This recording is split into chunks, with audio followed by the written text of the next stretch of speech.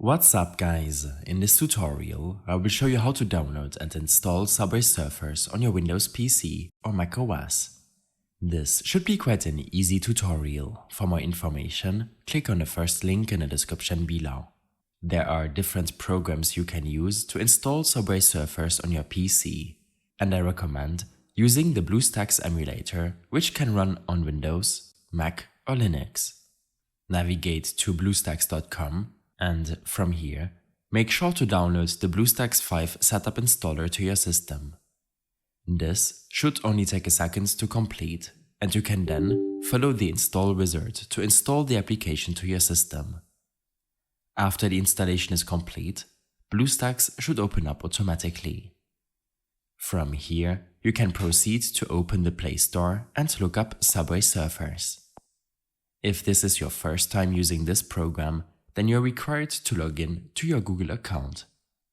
If you previously played Subway Surfers on an Android device, then simply log into the same Google account, and you should have access to all of your recently installed free and paid apps. After logging in, you can proceed to download the free application, which should only take a couple of seconds to complete. After the installation is done, you can simply open up Subway Surfers from your home screen. You will have to log in with your current Subway Surfers account to get access to your game progress. To get the most out of Subway Surfers on your PC, you should take a quick look at your BlueStacks settings. Click on the gear icon on the bottom right to access your settings.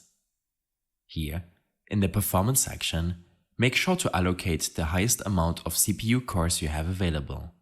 In most cases, this should be 4 or 8 cores. Your memory allocation will determine how much RAM you allow Subway Surfers to use. In most cases, you will not need to allocate more than 2 GB of RAM to be utilized by the game. If you have 8 or 16 GB, then allocate 4 GB for BlueStacks to use while it's running. You can also use a custom value. For example, when using a PC with only 2 GB of available RAM, then you can set this to 1600 MB for example. In case you're unsure about how much RAM you can allocate for BlueStacks to use, then open up your Task Manager. Here, in the Performance tab, make sure that you're in the Memory section to see how much RAM you're currently using and how much you might have available. Don't be discouraged when you see that over half of your memory is being used while Windows is in idle. This is normal, as some of the Windows features are stored in your memory at all times, but can be reduced when it's needed by an application such as BlueStacks. In my case, I have access to 16 GB of physical memory, 6 of which I can easily allocate to BlueStacks, as I don't use other applications while BlueStacks is running. Back in your BlueStacks performance settings, make sure to set the performance mode to high performance. Your frame rate should be set to at least 60 when intending to play Subway Surfers in 60 FPS or more. In your display settings, set the display resolution option to landscape, and then choose a resolution in which you want to play Subway Surfers. 1920 by 1080 is the default value when using BlueStacks, but you have the option to reduce or increase your resolution depending on which monitor you are using. In the Graphics section, set the Graphics Engine mode to Performance Legacy mode.